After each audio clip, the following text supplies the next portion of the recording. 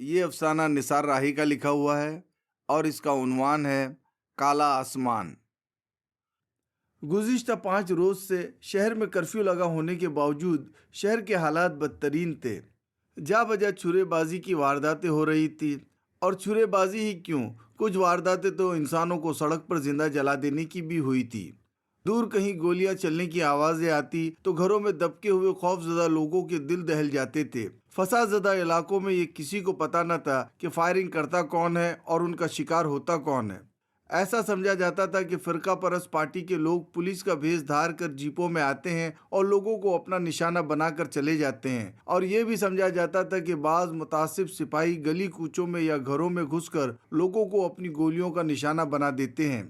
पूरे शहर में खौफ व हिरास और नाउमीदी का माहौल था। सड़कें वीरान थी जिन पर पुलिस का या कुत्तों का राज था। कहीं कहीं कारें या स्कूटरें जली पड़ी थी। और आसमान की जानिब देखो तो हर सिमत वो काला और बदशक्ल ही नजर आता था। हर जानिब काले धुएं के बादल जलते और सुलगते शहर की कहानी कहते नजर आते थे। न जाने कितने आशियाने और छोटे मोटे कारखाने अब तक जलकर खाक हो चुके थे और न जाने कितने अब भी सुलग रहे थे। शहर मौत के एक बड़े घर में तब्दील हो गया था और ऐसा लगता ही न था कि जिंदगी अपने सारे हुस्न के साथ इस शहर में कभी रवां दवां रही होगी। इस खूबसूरत शहर को मौत के एक बड़े घर में तब्दील कर देने के जिम्मेदार वो लोग थे जिनको शहर में अमन व अमान का माहौल एक आंख नहीं भाता था और जो अमन के माहौल में किसी न किसी तरह तासुब, फिरका परस्ती और जहर के बीज बो दिया करते थे। और जब 10-5 सालों में नफरत के जहर का लावा पकने लगता तो वो मैदान में आ जाते और उस जहर के हथियार से फसाद पैदा करके हंसती खेलती जिंदगियों को बर्बाद कर देते। वो लोग इस मुल्क में एक मखसूस फिरके को फलता फूलता नहीं देख सकते थे। जो भी था, इस बार लगता था कि शहर पूरी तरह बर्बाद होकर रहेगा। तहजीब की मिराज, अजमतों और तरक्की की बुलंदियों को छूने वाला इंसान आज इस कदर हकीर हो गया था कि जानवरों की लाशों की तरह ही इंसानों की लाशें सड़कों पर और गलियों में पड़ी हुई थी। पुलिस वाले हेलमेट लगाए और कांधों पर मशीन गने ताने हुए खाकी रंग की लारियों में आते और लाशों को लारी के पिछले हिस्से में डाल कर ले जाते। न शनाख्त कराने की कोई कोशिश, न इंसानी जिस्म का कोई एहतराम। अखलाकी कदरे फसाद और कर्फ्यू के दिनों में जैसे नापीद होकर रह गई थी। अस्पताल के मुर्दाघर में लाशों की ज़ात जानने के लिए अंदरूनी शनाख्त करा लेने के बाद लाशों को अस्पताल के वैन में कब्रिस्तान या शमशान घाट पहुंचा दिया जाता था। हाँ, एक अच्छा काम ये ज़रूर किया जाता कि लाशों के फ़ोटो खिंचवा कर रख लिए जाते। आखिर मुतल्लकीन को कुछ तो देना था। फसाद के दिनों में मुस्लिम लाशों को ठिकाने लगाना ही हुकूमत या पुलिस के लिए एक ज़रा मुश्किल काम था। गौरकन लोग ऐसे दिनों में कब्रिस्तान में आकर काम करने में कतराते थे। लेकिन इस शहर में पुलिस ने गोरकन इसराइल और वहां काम करने वाले 3 मजदूरों को पाबंद कर दिया था कि उन्हें जब भी बुलाया जाए तो वो बिना तामुल पुलिस की लारी में कब्रिस्तान पहुंच जाएं। गोरकन इसराइल कब्रिस्तान के पास ही के अंदर अंगर बस्ती में अपनी मां सकीना, एक छोटे भाई और एक छोटी बहन के साथ रहता था। उसका बाप शकूर इस लाइन में कई गोरकनों का उस्ताद रहा था। वो अपने बेटों को इस धंधे में नहीं डालना चाहता था, मगर वो दमा का मरीज था और बारिश के दिनों में भी कब्रिस्तान में काम करने से वो निमोनिया का शिकार होकर अचानक ही मर गया तो बेटों को बाप का पेशा ही इख्तियार करना पड़ा। इसराइल तो बाप की तरह ही इस काम में माहिर हो गया था, लेकिन 100-125 मुर्दों को दफन करने के बाद उसके छोटे भाई भोंदू को ये काम अच्छा न लगा तो वो पास ही के चौराहे पर फ्रूट का ठेला लगाने लगा था। आम दिनों में तो इसराइल दिल ही दिल में यह ख्वाहिश रखता था कि कब्रिस्तान में ज़्यादा मुर्दे आएं तो उसकी आमदनी खूब हो, लेकिन अब फसाद के दिनों में वो ये चाहता ही न था कि लोग मरे और उसको कब्रिस्तान जाना पड़े। फसाद के दिनों में उसे मुर्दों से और कब्रिस्तान से नफरत सी हो गई थी। लोग कुदरती मौत मरते थे तो ठीक था, लेकिन इंसानों की यह गैर कुदरती मौत वो भी नहीं चाहता था। मौजूदा पुरआसूब हालात में वो पनाह मांग रहा था फसाद से, गैर कुदरती मौतों से, जहरी फिरका परस्ती से और बाज़ पुलिस वालों के दोगले रवैये से।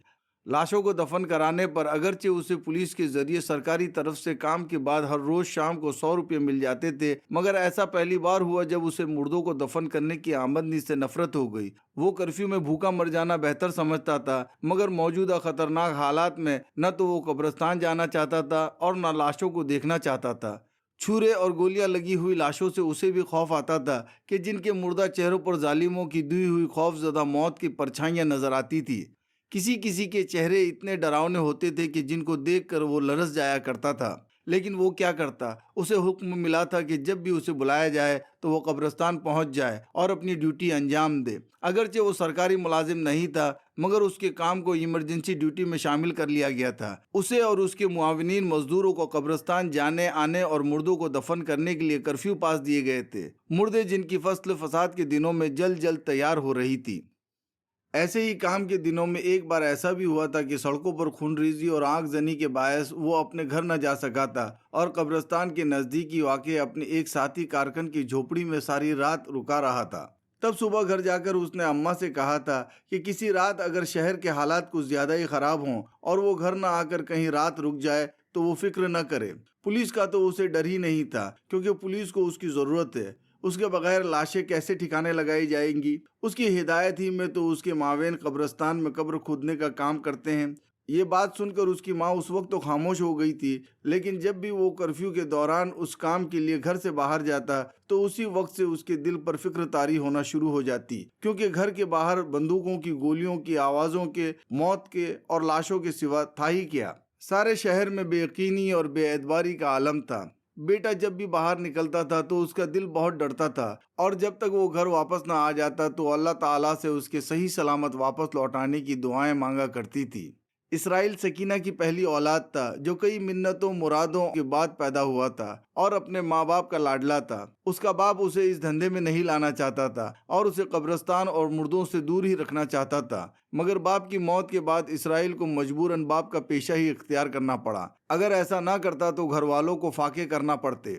लेकिन फिर जल्दी उसकी मुर्दों और कब्रों से शनासाई हो गई और उसका कब्रिस्तान में दिल लग गया। और सिर्फ दिल वहां लगा ही नहीं, बल्कि वो कुछ सख्त भी हो गया था। मुर्दा किसी भी उम्र का और किसी भी जिन्स का होता, उसके दिल को कुछ असर ही नहीं होता। और फिर धीरे धीरे वो अपने काम में अपने बाप की तरह ही माहिर हो गया। फसाद के दौरान पुलिस ने उसकी रोजाना कब्रिस्तान में हाजिर रहने की ड्यूटी लगा दी थी। फसाद के दौरान पुलिस वाले लोगों की हिफाजत करने में भले ही नाकाम हो जाएं, लेकिन मर जाने के बाद वो उनकी लाशों को सड़कों पर बेगौर व कफन पड़े नहीं रहने देते थे। इसलिए इसराइल का अपने काम में मुस्तैद रहना ज़रूरी था। और फिर कर्फ्यू के दौरान जबकि कमज़ोर तबके के लोगों की आमदनी के ज़राए बंद हो चुके थे और बेशुमार गरीब घरानों में फाकों की नौबत आ गई थी, उसे रोज़ाना अपने काम से कुछ रुपए मिल जाते थे, जिनसे घर का खर्च बआसानी चल रहा था। इसलिए दोपहर के वक्त वो कब्रिस्तान जाने के लिए घर से निकल जाता और कभी शाम को तो कभी रात में वापस घर लौटता। और जब तक वो वापस घर न लौट आता, सकीना अपना दिल थामे रहती और बखैर व आफियत उसके वापस लौटने की दुआएं मांगती रहती। लेकिन गुज़िश्ता शनिचर को वो घर से कब्रिस्तान जाने के लिए निकला था, तो फिर पीर के दिन तक भी न वो घर वापस आया और न उसकी कोई इत्तला आई। पीर को सुबह ही पुलिस की लारी घर पर आई और पुलिस वालों में से एक ने इसराइल की बाबत उसकी माँ से दरियाफ्त किया। पुलिस वाले का कहना था कि इसराइल के बगैर दिगर मजदूर लड़के डेड बॉडीज को दफनाने का काम ठीक से नहीं कर पा रहे थे, यानी इसराइल पिछले दिनों काम पर भी नहीं पहुंचा था। उसकी गुमशुदगी की इत्तला मिली तो सकीना का दिल धक से रह गया और वो रो पड़ी तो छोटे बेटे भोंदू ने आगे आकर माँ को समझाया, तू घबरा मत माँ, सड़क पर कहीं कोई भगदड़ हो गई होगी जिसकी वजह से वो भाग कर कहीं जा छुपा होगा। मैं पुलिस के साथ जाता हूँ, कर्फ्यू पास लूंगा, कब्रिस्तान में काम भी कर लूंगा और इसराइल को ढूंढ भी लूंगा। घर में अब आटा सामान कुछ नहीं बचा था और एक एक पैसा खत्म हो गया था। एक हफ्ता गुजर जाने के बाद भी शहर के हालात खराब रहने से कर्फ्यू खत्म हो जाने के आसार नजर नहीं आते थे और इसराइल को ढूंढना भी था। इसलिए सकीना ने भोंदू को पुलिस के साथ कब्रिस्तान जाने की इजाजत दे दी। भोंदू कब्रिस्तान पहुंचा तो मुर्दा खाने से 8 लाशें आ गई। पिछली रात एक महल्ले में कर्फ्यू के दौरान ही 2 फिरकों में तलवार और छुरेबाजियां हुई थी, जिसके नतीजे में दोनों ही फिरकों के काफी लोग जाँ बहक हो गए थे। 8 लाशों को दफनाने में भोंदू और उसके साथियों को बहुत परेशानी हुई और वक्त भी लगा। काम से फारिग हो जाने के बाद सहपहर के वक्त पुलिस वालों ने भोंदू के हाथ में 100 रुपये रख दिए। शहर में कर्फ्यू लगने पर मुर्दों को दफनाने का बस यही एक धंधा तो खुला रहता है, बाकी तो सारे काम धंधे बंद हो जाते हैं। काम से फुर्सत हुई और रुपए जेब में आए तो 2 दिनों से गुमशुदा अपने भाई का उसे ख्याल आया। उसने कब्रिस्तान के आसपास वाक़े सभी झुग्गियों और कच्चे मकान में इसराइल को तलाश किया, मगर इसराइल न तो मिला और न कहीं उसका सुराग लगा। सुनसान और वीरान सड़कों पर रात के साए फैल चुके थे और अब उसका घर लौटना जरूरी हो गया था। उसने रास्ते में एक घर के अंदर की दुकान से कुछ आटा सामान खरीदा और सीधा अपने घर आ गया। इसराइल का कुछ पता न लगा तो माँ ने सर पकड़ लिया और रोते रोते बोली, अरे न जाने कहाँ और किस हाल में होगा मेरा लाल। तू उसे कब ढूंढ के लाएगा भोंदू? मेरा तो दिल बैठा जा रहा है। बाहर कैसे खराब हालात है। मैं कल काम पर नहीं जाऊंगा अम्मा, और उसे ढूंढ कर ही लाऊंगा। तू फिक्र मत कर। लेकिन सकीना को जरा भी तसल्ली न हुई। उसने जानमाज बिछाई, ईशा की नमाज पढ़ी और खुदा से अपना गुमशुदा बेटा मांगने लगी। अगले रोज भोंदू कब्रिस्तान नहीं गया, क्योंकि शहर में फसाद और मारकाट की कहीं से भी इत्तला नहीं थी। पुलिस की जगह फौज ने शहर को संभाल लिया था। कर्फ्यू पास लेकर वो भाई को ढूंढने निकल गया और शहर में जहां जहां भी इसराइल के मिल जाने के इम्कानात थे वहां उसे तलाश किया। लेकिन शाम तक भी इसराइल ना मिला तो वो मुंह लटकाए घर वापस आ गया। माँ ने कुछ ज्यादा ही इस्तिफसार किया तो वो चिल्ला पड़ा, तू नाहक ही फिक्र करती है। वो मुर्दों को दफनाते दफनाते तंग आ गया होगा और पुलिस के डर से शहर से बाहर भाग गया होगा। अब जहां भी होगा हिफाजत से रह रहा होगा। कई लोग रेलवे में बैठकर दूसरे शहरों को जा चुके हैं। सकीना फिर भी कुछ नहीं बोली। अपने पलंग पर जाकर लेट गई और ऊपर छत को देखने लगी। आंखें छत पर मरकूज थी, मगर जहन न जाने कहां कहां भटक रहा था। दुनिया में कोई भी जगह अब एतबार के लायक नहीं लगती थी। सुबह बोंदू की नींद जरा देर से खुली। पड़ोस के अखबार से खबर मिली कि गुज़िश्ता दिन और गुज़िश्ता रात शहर में अमन रहा और शहर के किसी भी इलाके से किसी नाखुशगवार वाक़े की इत्तला नहीं आई थी। फौज ने हालात पर काबू पा लिया था, लेकिन हुकूमत ने एहतियात के तौर पर अभी कर्फ्यू नहीं हटाया था। भोंदू ने इत्मीनान की सांस ली। अगरचे घर में आटा, सामान और दीगर अशिया की ज़रूरत थी, लेकिन जहनी परेशानी के दौरान लाशों को ठिकाने लगाते लगाते वो भी तंग आ चुका था। उसने सोचा कि ऐसे खराब वक्त में लाशों के दफन करने की कमाई खाने से अच्छा तो ये होगा कि वो खाते पीते पड़ोसियों से कुछ रकम उधार ले ले। लेकिन सह पहर के वक्त पुलिस वाले फिर लारी लेकर आ गए और कहने लगे कि कुछ लाशें दफनाना है। भोंदू जाना नहीं चाहता था, मगर पुलिस वालों के चेहरे बहुत सख्त थे और उनके हाथों में राइफलें भी थी। कहीं गुस्से में आकर उन्होंने उसे मार दिया तो? क्योंकि कर्फ्यू के दौरान लाशों को कई वजूहात की बिना पर जल्द दफनाया जाता है। उसी नजरिए से उसका काम पुलिस वालों के साथ इमरजेंसी ड्यूटी में शामिल कर दिया गया था। ऐसे में अगर वो इनकार कर देता तो उसकी सुनता कौन? कोई भी पुलिस वाला अपना गुस्सा उस पर उतार सकता था। इसलिए बगैर चू चरा किए वो उनके साथ हो लिया और बगैर उनसे कोई बात किए या पूछताछ किए वो खामोशी से लारी में बैठ गया। कब्रिस्तान पहुंचकर उसने हिदायत के मुताबिक 3 कब्रें तैयार करी। कब्रें तैयार हुई तो अस्पताल की सफ़ेद वैन लाश ले आई। सफ़ेद चादरों में लिपटी 3 लाशों को उसके साथी वैन में से उतार लाए और उनको कब्रों के पास नीचे रख दिया। वो कुछ दूर जाकर एक पुरानी कब्र पर बैठा ही था कि उसके साथी चिल्लाए, भाई, ए भाई, कहकर उसे बुलाने लगे। वो पास गया और उसने लाशों के चेहरे देखे तो एक लाश का चेहरा देखकर वो भी चिल्ला उठा और हाय कहकर गिर गया। उन तीनों लाशों में से एक लाश उसके भाई इसराइल की थी। उसके रोने और चीखने से कब्रिस्तान का सन्नाटा शोर शराबे में बदल गया। गोरकन को रोते और चीख मारते देखा तो वैन का ड्राइवर उसके पास आ गया।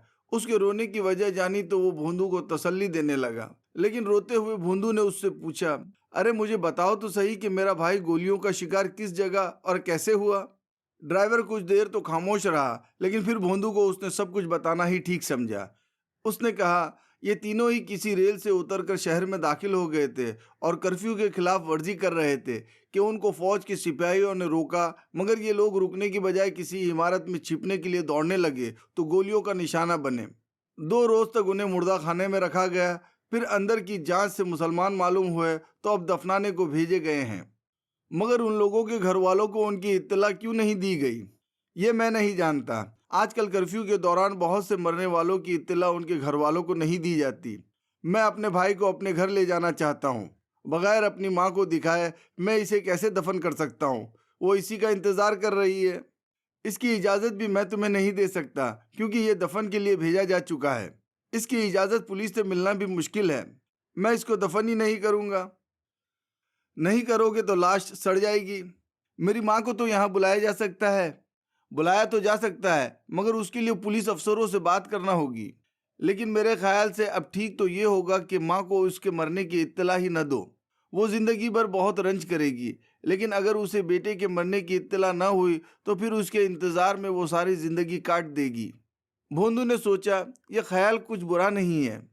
मौजूदा हालात में माँ को इसराइल की मौत की इत्तला न देना ही ठीक होगा। वो हमेशा अपने गुमशुदा बेटे का इंतज़ार करती रहेगी।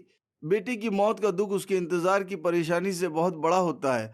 गुमशुदा बेटे की कभी ना कभी मिल जाने की उम्मीद से जिंदगी कट जाती है, लेकिन मौत के सदमे से जिंदगी बहुत तंग और कम हो जाती है। पागल रहीमा की सब्जी फरोश माँ भी तो कई बरसों से बेटे की आमद के इंतजार में जी रही है। हालांकि लोग कहते हैं कि वो न जाने कहाँ जाकर मरखप गया होगा। उसने फैसला किया कि भाई की मौत की इत्तला माँ को दिए बगैर ही उसे दफना देना और उस राज को हमेशा अपने सीने में दफना देना ठीक होगा। और तब एक मजबूत इरादे के साथ, टूटे हुए दिल और भीगी आंखों से उसने अपने भाई को कब्र में उतारा और जमीन के हवाले कर दिया। बाद में जब पुलिस वाले लारी लेकर आए तो उन्होंने तीनों कब्र खोदने वालों को 100-100 रुपये दिए। उनके जाने के बाद भी वो देर तक भाई की कब्र को देखते देखते रोता रहा। फिर वैन का ड्राइवर करीब आया और उसने भोंदू के कांधे पर हाथ रखकर कहा, चलो अब अंधेरा हो चला है, मैं तुम्हें घर छोड़ आता हूँ। कदम आगे नहीं बढ़ रहे थे, मगर वो किसी तरह कब्रिस्तान से बाहर निकल आया और सुलेमान के साथ वैन में बैठ भी गया। आंसू थे कि थमते ही न थे और आंखों से निकलकर गालों पर बहे जा रहे थे। सड़कें अब भी वीरान थी और शहर पुर उदास तारीकी और मौत के खौफनाक साए दूर दूर तक फैले हुए नजर आते थे। ऐसा लगा उसे कि जैसे सारे शहर में अब किसी और का नहीं, बस मौत ही का राज है। उसने एक जगह दुकान वाले मकान के सामने वैन को रुकवाकर खाने पीने का सामान खरीदा और फिर वैन में बैठ गया। गाड़ी चलाते हुए और अपनी बातों से उसका ध्यान बांटते हुए ड्राइवर सुलेमान ने भोंदू को उसके घर ले जाकर उतार दिया। माँ ने उसे देखते ही सवाल किया, क्यों नहीं मिला मेरा बेटा? भोंदू ने उसकी जानिब देखते हुए कहा, नहीं मिला, वो जरूर शहर से बाहर चला गया है। उसने कोशिश की थी कि उसके चेहरे पर भाई की मौत के सदमे के तासुरात ना आए, लेकिन उसे मालूम था कि वो चेहरे पर मौजूद है। इसलिए वो माँ के पास न ठहर कर सीधा अपने कमरे में चला गया और पेशानी पर एक हाथ रखकर खाट पर लेट गया और लेटा तो उदासियों के समंदर में गर्क होने लगा। इसराइल का चेहरा बार बार सामने आता था और तसव्वुर में वो अनदेखे मनाजिर भी सामने आने लगे कि इसराइल अंधेरी सड़क पर अपने दो अजनबी साथियों के साथ स्टेशन से छिपता छिपाता आ रहा है। फौज के सिपाहियों ने उनको देख लिया, फिर उन्होंने रोकने के लिए चिल्लाया। उसके पास से कर्फ्यू पास गुम हो गया होगा और उसने फौज के सिपाहियों को पुलिस के सिपाही समझा होगा, इसलिए अब वो दौड़ा और पीछे से किसी गुस्सैल फौजी ने अपनी राइफल का मुंह खोल दिया और वो तीनों शिकार किए गए परिंदों की तरह टप से गिर पड़े और मर गए।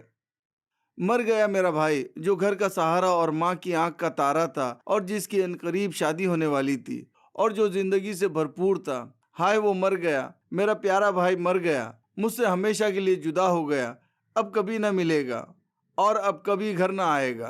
फिर उस पर कशी सी तारी हो गई तो काफी देर तक वो बेसुध सा पड़ा रहा। गालों पर आंसू सूख चुके थे। बहन ने हाथ हिलाकर उठाया, कहने लगी, भोंदू उठ, खाना खा ले, अम्मा बुला रही है। फिर भी वो ना उठा तो माँ आ गई। माँ ने कहा, उठ बेटा, थोड़ा बहुत खाकर सो, नहीं तो नींद नहीं आएगी। मैं जानती हूँ कि तू इसराइल के लिए परेशान है, अब ज्यादा परेशान होने से क्या फायदा। मुझे भी लगता है कि वो अपने काम से घबरा कर शहर से बाहर चला गया होगा। कर्फ्यू हट जाएगा तो जरूर वापस आ जाएगा। वो उठ बैठा, फिर माँ की तरफ देखा। अब सारी जिंदगी बेटे का इंतजार ही उसके नसीब में है। बेचारी, दुखियारी, अब कभी भी बेटे को न देख पाएगी। बेटे मौत के मुंह में चले जाते हैं तो सारी दुनिया की माएँ फिर सारी जिंदगी रंजो गम में ही गुजार देती है और उनका दिल खुशियों से हमेशा के लिए महरूम हो जाता है। हाय मेरी अम्मा, तू भी अब एक ऐसी ही माँ है। अब सारी जिंदगी अपने बेटे का मुंह नहीं देख सकेगी और हमेशा उसका इंतजार ही करती रहेगी और रोती रहेगी। छोटी बहन वहीं पर खाना ले आई। खाना खाने की उसको जरा भी ख्वाहिश नहीं थी, मगर माँ को रोज ना हो इसलिए इनकार नहीं किया। उसने हाथ भी नहीं धोए और रोटी का टुकड़ा तोड़ लिया और निवाले में दाल लेकर खा गया। मुंह तो चलने से इनकार कर रहा था, मगर चला। खाएगा नहीं और रंजीदा बना बैठा रहेगा तो कहीं माँ को शक न हो जाए, इसलिए खाना तो पड़ेगा। उसने कुछ और भी निवाले बनाए और खाए और तभी उसे ख्याल आया कि आज उसने अपने भाई के दफन की उजरत की रोटी खाई है। ये रोटी, ये दाल भाई की मौत से हासिल हुई। भाई की मौत ने आज उसके घर को दाल रोटी मुहैया की। वो भाई का खा रहा है, वो भाई को खा रहा है। और तब वो एकदम से चीख पड़ा, मुंह से हाय निकली और जोर जोर से रोने लगा। ऐसे रो पड़ा जैसे किसी बहुत अपने की अचानक मौत का सुनकर कोई चीख चीख कर रोने लगता है। पहले बहन दौड़ कर आई, फिर माँ आ गई। भोंदू जोर जोर से रो रहा था, मगर मुंह से कुछ नहीं कह रहा था। माँ को हैरानी हुई, मगर बस पल दो पल के लिए, फिर वो भी रोने लगी, चीख चीख कर। यह था निसार राही का अफसाना काला आसमान।